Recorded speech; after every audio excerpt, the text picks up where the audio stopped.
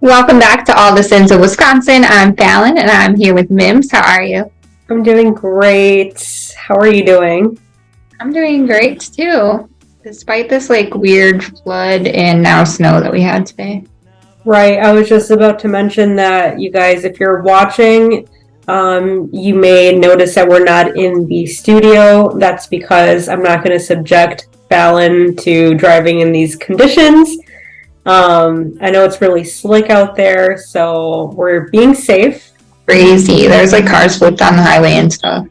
Ooh, yeah, no. So we're not doing all that, and we are just Zooming it. Mm-hmm. Do you have anything you want to start with, or should I get into mine? I don't have anything true crime, but the Bucks are undefeated in their last 14 games, so I mention that. Yeah, I'm sure somebody appreciates that. Yeah. What do you have for us today?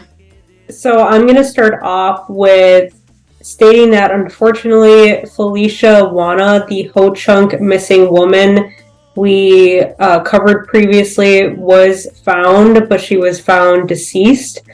Her investigation is still ongoing, and then once we have more information, we will do an official update on her case.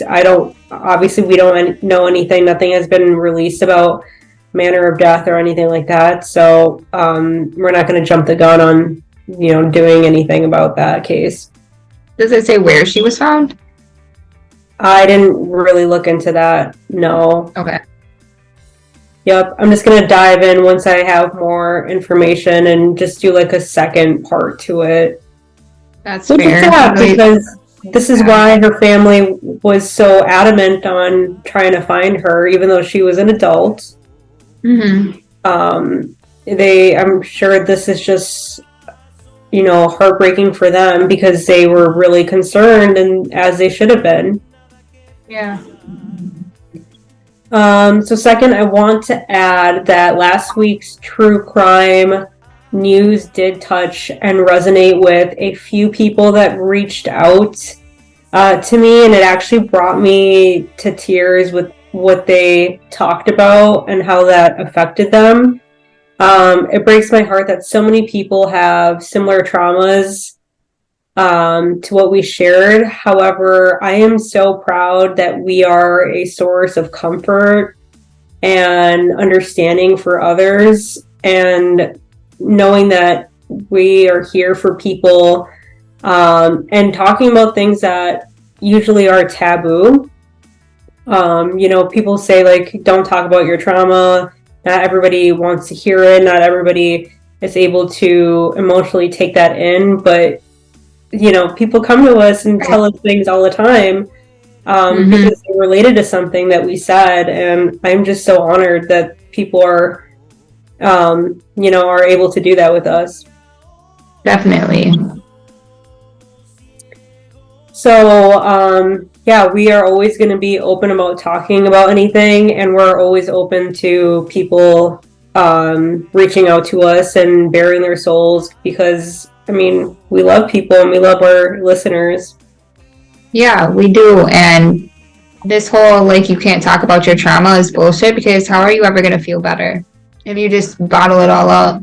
Mm-hmm. Yeah, and then you just do things that cover it up by, falling into maybe drug addiction or alcoholism, hoarding, things that help you repress everything, help you, I guess not help you, but lets you focus on other things that you're not supposed to be focusing on. And it's hard to really deal with all of those things. So, we are not for sweeping things under the rug. Right. We are for talking about the nitty-gritty things, obviously. Yep. And we're here for everybody. Yes, exactly. So that is it for me. All right. I don't have any... Oh, I did have one true crime news thing. So Taylor Schabusiness, her attorney, was permitted to withdraw from her case. So she is attorneyless right now. Attorney I list. kind of want to work on her case, but I feel like she would just bring too much drama. liven things up a bit. Okay. we like it. I want to get her side of things. Yeah, I would be really interested to know the bone details of everything. Yeah, and like what happened in court that you attacked your attorney? Yeah. Because, Yeah. I mean, her excuse can't be that she was on drugs this time, so what is Right. So like, did he say something? Did you hear him say something he didn't say? Like, what is going on here? Mm-hmm. Yeah. Okay, well, I believe I am first. Am I right? Am I wrong? I believe you're right. Okay. So we have a sinner suggestion. I love these. These are super interesting as always, and I love when people are like, talk about something that I want to know and I want you to talk. Right? So we will be continuing to talk about Wood County. And much to talk about in Wood County.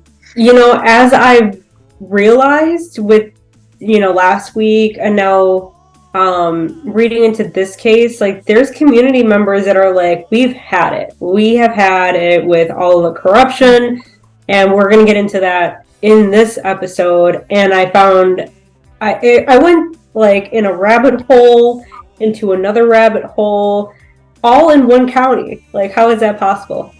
Because it's so dirty. Yeah. Yeah. So we'll get into that, all of that, the good stuff. So this is the 15-year-old cold case of Deidre Harm.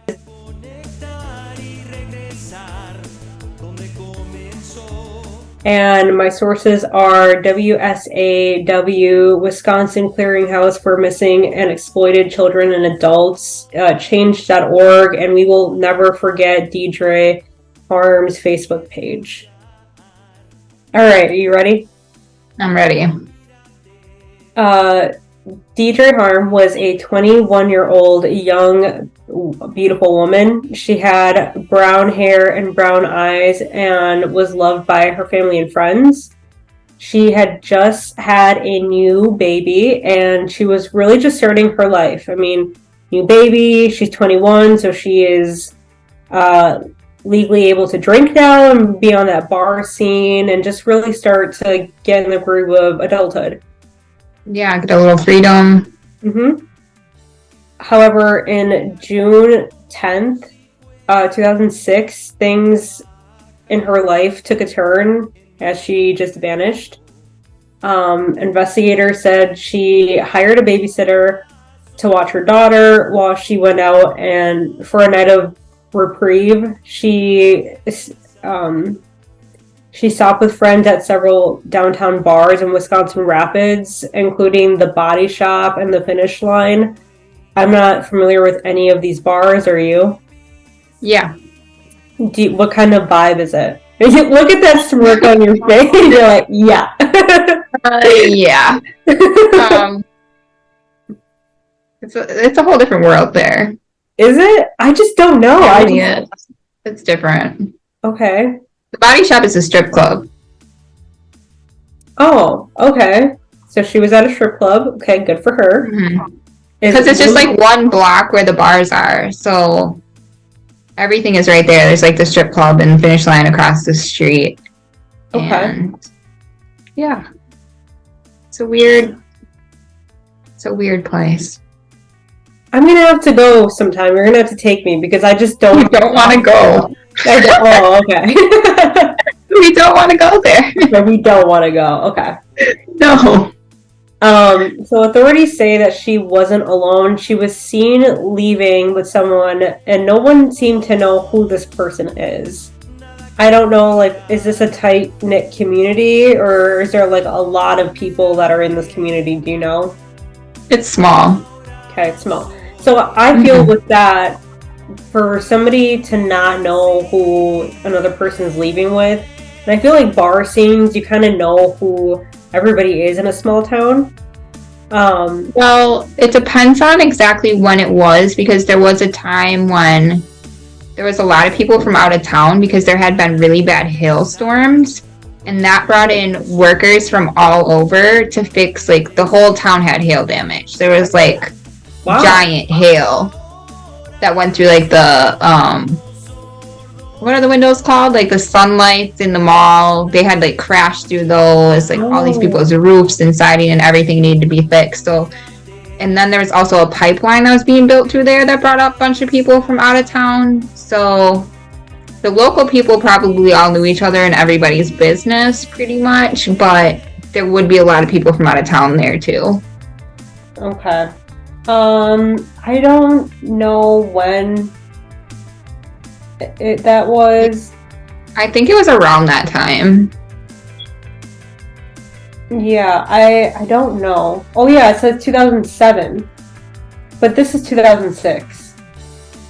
So not just yet. Not just yet.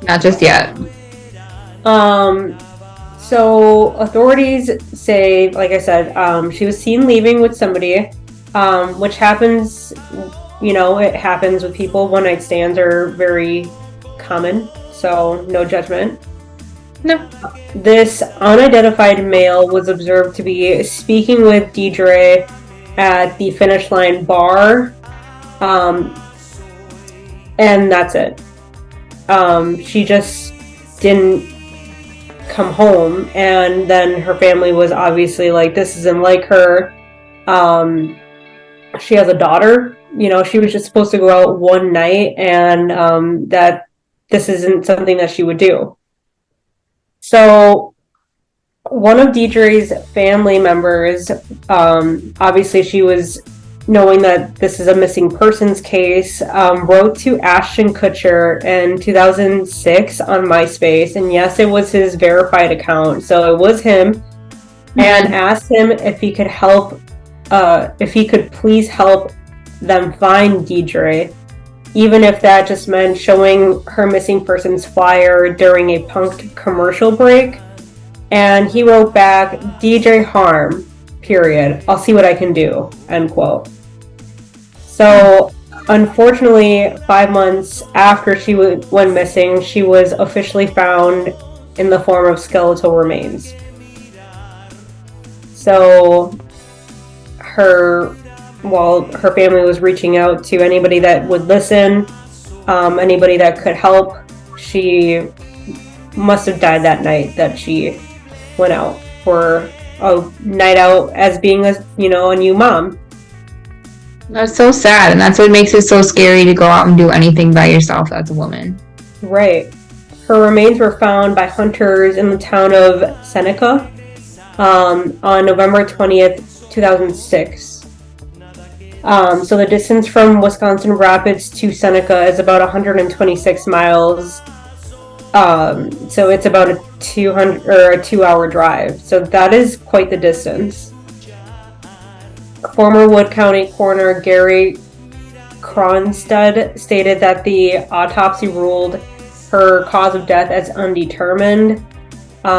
He stated, quote, "There are trauma on the bones, but we can't definitely say that it was from that incident," end quote. So they said there could have been something that happened, but it's hard to pinpoint if it was actually the day that she died, because it could have been from previous injuries or something like that, or like animals or something, or that too. So it's really hard when it's down to skeletal remains. I'm just happy that they found her, because that's so uncommon sometimes. Yeah. Authorities believe that the unidentified male might be able to provide information to this case. However, pinpointing him seemed very difficult. And one thing that was baffling to me and in my research and to the investigators is that there were no initial signs of foul play. There's nothing. Besides the fact that a woman never went home and her body and remains were found in a wooded area. What else could that really lead to? She wasn't just drunk and stumbled down the road and passed out in a bush. she was 2 hours away from where she was that night. Yeah. So then let's fast forward 3 years to 2009. Then the Wisconsin Rapids Police Chief Kurt Hewer made an announcement that they received a tip to check out 36-year-old Christopher Revick,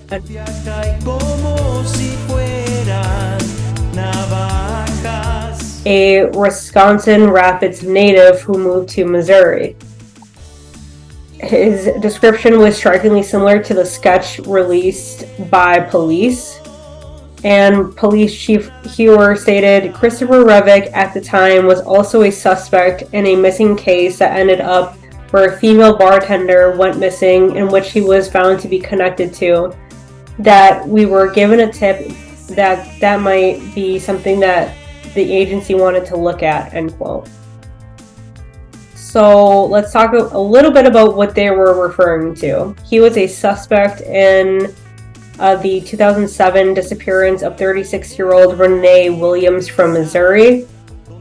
Renee was a mother of 3 and a bartender who worked at the Eagles Lodge in Ava, Missouri. And it kind of sounds familiar to this case because bar scene, she was a mother. I don't know. I found that to be a little bit interesting. Right. So police say Christopher was a regular at the lodge and was there along with Renee the night of the crime scene. Another red flag, because why is he always there on the night that somebody goes missing? Right. In July of 2009, authorities arrested Christopher in connection to Renee's disappearance. Her case was more difficult and complicated as her body has never been found, which is so unfortunate. I hate when I hear that. Yeah. I know, me too. Because how do they know? Nobody ever knows. The unknown is so bad. The unknown is just baffling. Like, you can't wrap your mind around it. Right. You have to sit and wonder all the time, is my loved one alive? Are they dead? Are they in a bad situation? Yeah, exactly. Yeah. And sometimes it's hard to prove that a crime, a murder, has been committed if there is no body, because a lot of people say, well, that person could be just left their life. They may have wanted to escape, or like you can't pin a person or pin a body on a person that we don't know is out there, so it's a really hard thing to prove. As we see many times in the true crime community, that when someone is caught, they can't take the heat and take the coward's way out. So he committed suicide while in custody in Missouri. A non-guilty person does not commit suicide. I just want to throw that out there. So this was devastating to Missouri investigators and to Wisconsin investigators, because now we truly don't have answers. Investigators aren't giving up in the search for answers. They believe even after Christopher's death, someone has a piece of the puzzle they'll need to close this case. Well, both of them, actually. Yeah. All we truly know is that Deidre went out one night taking a break from being a new mother. Her 4.5-month-old child has had her mom taken away from her. And one thing that did kind of bother me about this case is that the sketch of Christopher Revick was not released until after Deidre was found. And a lot of people that are family and friends and in the community say that if it was, he may have been brought to justice before he could take another life.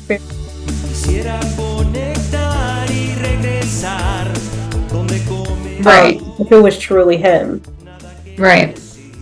Anyone that has information should contact Wood County Dispatch, and the number is 715-421-8764, or the Wood County Crime Stoppers at 877-325-7867. And I kind of have a quote from a community member that I found to be interesting and relevant. Many people here, including me, are requesting a John Doe investigation into some of the cold cases in our area. We feel that these remain unsolved, largely due to the unprofessional investigations as well as corruption within our local government reaching all the way to the state level. Additionally, certain official personnel connections with main suspects in these cases clearly have created a conflict of interest. It is long overdue for the truth to be revealed and justice to be served for all. End quote. And that is the heartbreaking story of Deidre Harm that we just don't have answers to, but I'm hoping that someday somebody knows something, just, comes out and says something, even if it's anonymous. I just hope that we get closure. Right, maybe the suspect told a friend or a girlfriend or something. And the police got a tip from somebody in regards to this guy to begin with, so I just hope that at least that person or somebody close to that person or somebody that knows something just has the courage to be the solution to this, because people need answers. I mean, it's great that we found her body, but it's not enough. Right. That's it. So,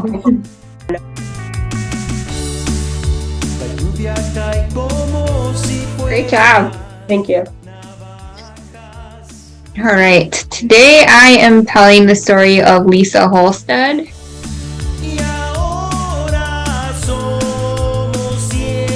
And my sources are WBAY.com, Fox11.com, and GBNewsNetwork.com.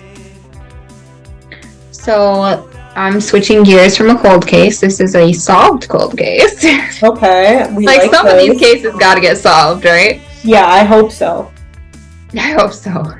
So Lisa Holstead was found dead on August 12th of 1986. She was 22 years old at the time, and she left behind a 5-year-old son. So again, another young mom. And it's a very similar situation. So she was found strangled in a marsh near the bay's west shore in the Bayport Industrial Park in Green Bay. Prior to her murder, she had been out going to local taverns with her live-in boyfriend, John Sott. So again, she just wanted a break, Just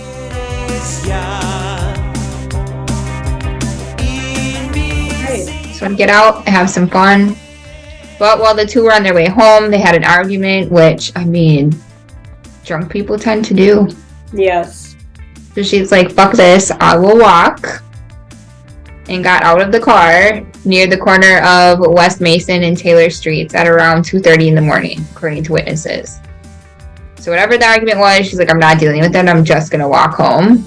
And I'll talk to you when I get there. Oh, that's so heartbreaking. That is just... You just don't do that. You don't let people leave like that. It's just, I know you probably are like, okay, they need a break or something, but it's just, this is always in the back of my mind. It's like, they could either be really upset with me right now, or I could be upset with myself for something that could terribly happen to somebody that I love. Right. But I think it makes it even more complicated when everyone is drunk. Yeah, for sure. Because nobody is making the decision to nobody is in the right frame of mind to be like, no, this isn't a good idea. I'm drunk and mad, I'm walking, you're drunk and mad, and you're like, well, fuck you then, bitch, walk. Right, exactly, yeah. There's we should have a calm discussion. It's just a whole bunch of fuck yous. Right, yeah, I totally get it. And in 1986, you would think the world felt like a safer place. I don't think it was, but I think that it felt like it. Yeah, Especially when you're young, you feel invincible though too. That's so true. Yeah, I think about the situations that I put myself in when I was younger, and I'm sure everybody has a story where it's like, how am I unscathed? How am I here? How am I not going through different traumas? Because it's just yeah, different things that you put yourself in when you're younger. Right, exactly. So Scott would eventually tell police that Lisa never made it home.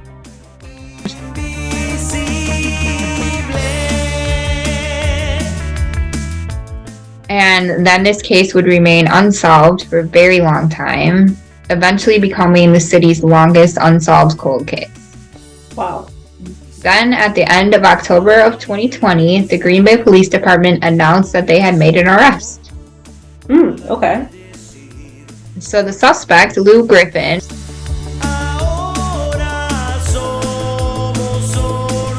was someone who had not even been on their radar. Okay. I love those cases where it's just like, it just proves that people get so narrow-minded that they miss the big picture, and I try not to do that when I look at cases, but it's hard not to, because you're just like, well, it could be this person, it could be that person, but a lot of times it's somebody just outside of the scope. Which is like the hardest thing to figure out unless you have things at your disposal like DNA testing and all of that stuff, just because if it's like a random guy like that one that I covered with Nicole, everybody looked at the boyfriend, and rightly so, because he was, described as an asshole. I'm not saying that. He was described as an asshole. Yeah. But it was a random man from that just moved here that had no connections, Yeah. It's so scary. Yep. It is. So in this case, too, investigators found him through the use of genetic genealogy. The Green Bay Police Department detective David Graff reached out to a company that does DNA testing for forensic genetic genealogy, and they ended up not telling them just only more about their suspect, but they also found potential relatives. Okay. So they're like, well, we have these people that have some characteristics, so they have to be related to your killer. And so they don't say which service that they use, but it's something like Ancestry DNA or something like that. Right. So they sent the DNA to the lab for analysis. They found out his heritage, some of his relatives, and then this gave them a way to start looking for the actual suspect. They weren't really close relatives, but it was close enough that with them doing a lot of background work, they could make the family tree in reverse. Wow. Which is kind of crazy. So you start with whatever they had, the great-great-great-grandparents or third cousins twice removed or whatever, whatever relatives they found. And then they have to go from there, like, okay, so where did this person come from? Who were their parents? And then eventually get to a suspect. So they used the information, and then they went through websites and databases to find people who might be relatives. I know police like to use, if you have on Facebook, like, this is my mom, this is my sister, this is my aunt. That information is public, and the police do use that information. So that's one of the websites that they get it from, in case you don't want the police in your business. Right, yeah. So they found a group of people that live in other states, and then eventually this led them to relatives in Wisconsin, and then it ultimately led them to somebody who had lived, a family member who had lived in Green Bay in 1986. So they said there was 10 to 15 different trees that they had started. 10 to 15 different, family trees they had started to identify possible relatives. This is a really complicated process. What dedication. Holy shit. Thank goodness for DNA. I just don't... And the people that really put in that work back then. Yeah, and it's really interesting to do this stuff, but it's complicated too. Yeah. You have to go through marriage records and death records and census records along with the DNA matches, and it's a whole process. So they found these people that had lived in Wisconsin, and they started doing more research on the family members that were in Wisconsin, and then eventually they found Mr. Griffin. And what brought their attention to him specifically was his past history, because he had went to prison for sexual assault and then had just been released a month before Lisa's murder.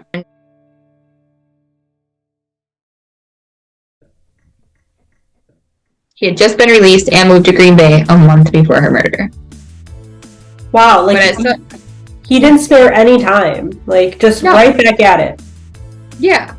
Which tends to happen with sexual assault predators.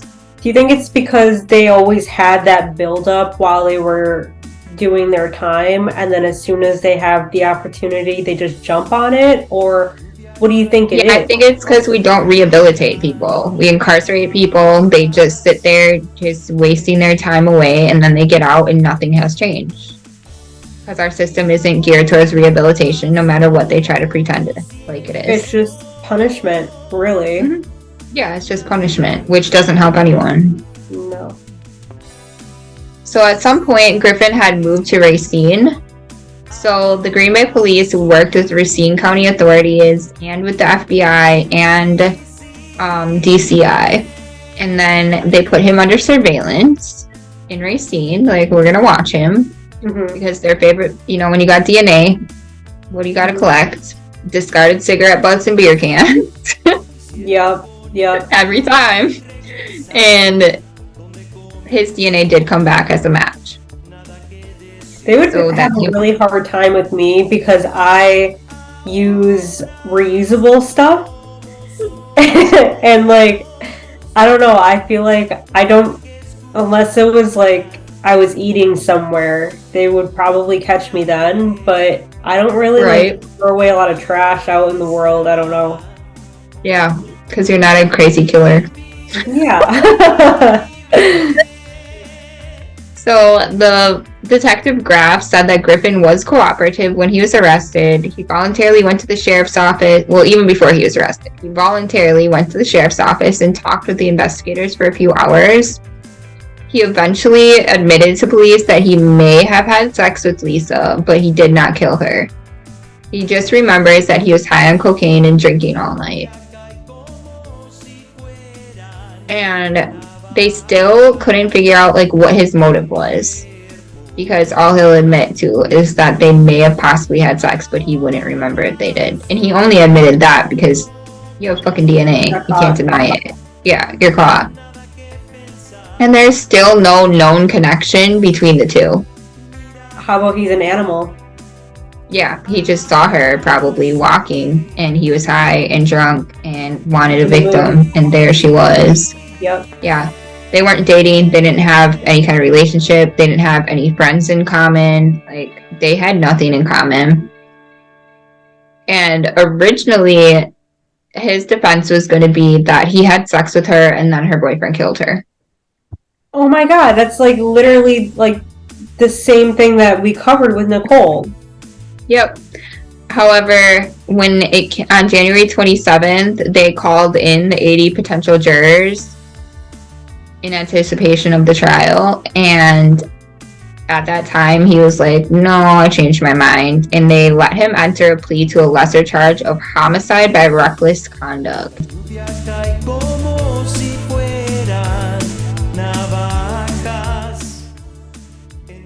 Which I'm not really sure why they did that, but he's now facing 10 years in prison. He will be sentenced on March 27th in Brown County.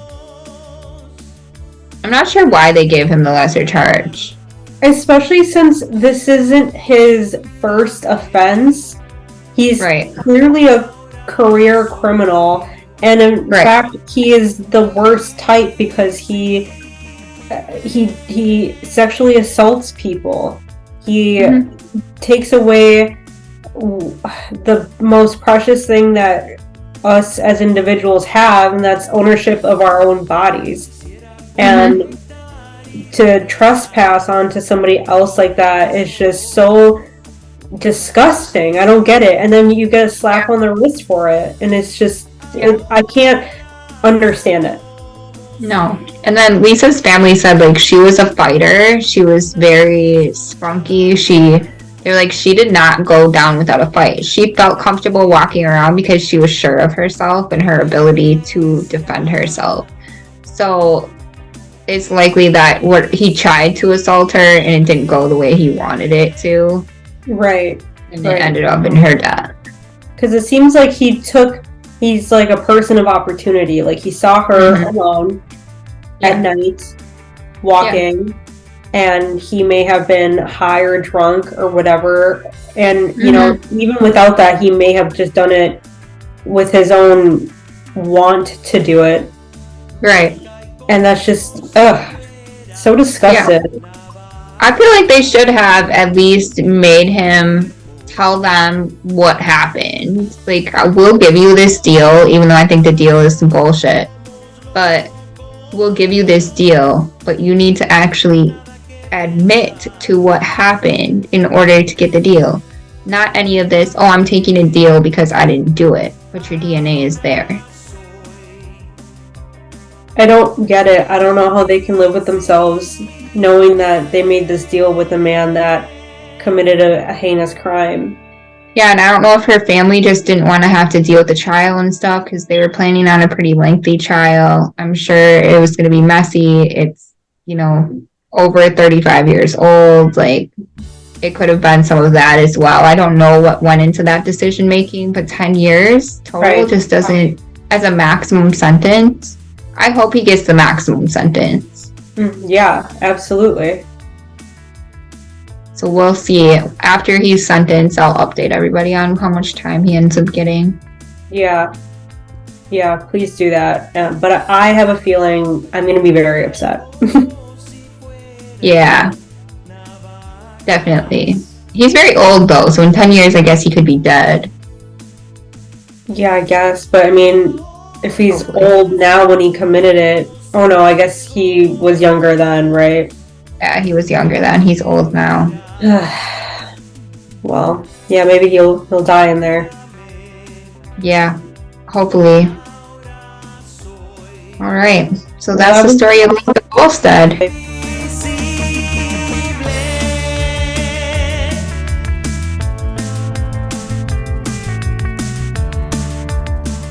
Great job. I feel like I hate that there's so many cases that sound the same. I know.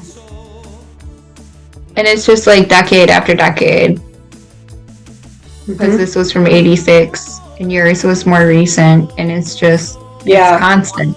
Yeah. And then people wonder why women don't feel safe doing stuff by themselves. Like, look at these cases. Right. We can go out and have a drink and just maybe want to go for a fucking walk. Right. Because you might not make it home. Right. And like a lot of people think that we're rude when we say, don't talk to me, or no, I don't need a ride, or you can go fuck off. And it's like, well, we have to do these things because the attention that we attract is so like predominant and it's so intense, and it's like, you guys don't get it if we don't tell you to go fuck yourselves. Right. And people think it's like, oh, well, I'm complimenting you. But if you're in my face and I don't want you there, I don't give a fuck what your compliment is. I want some space. Right. People just want to be left alone. Like, that's great, I'm cute, thanks. Get the fuck away from me. Yeah, absolutely. And because if we like you guys, you'll know it. No. Yeah, you'll know. It won't be hard to get us to talk to you. You won't have to buy us like a billion drinks. Like, it's just gonna be genuine and organic. And if you don't have to chase us around. Right, yeah. And if you are doing that, like, just internally just look at what you're doing. Maybe you're not trying to be a bad guy and you just don't get it. Maybe you're dense. But just take it in. That person is not interested. I feel like we need to sit them down and play that movie. He's just not into you. Except, why isn't there She's Not Into You? Why isn't that a movie? I don't get it. I don't know. We should make one. We will make one. Alright, well, we love you guys, and we thank you for always listening to us, being dedicated to our podcast. Yes, we love you guys.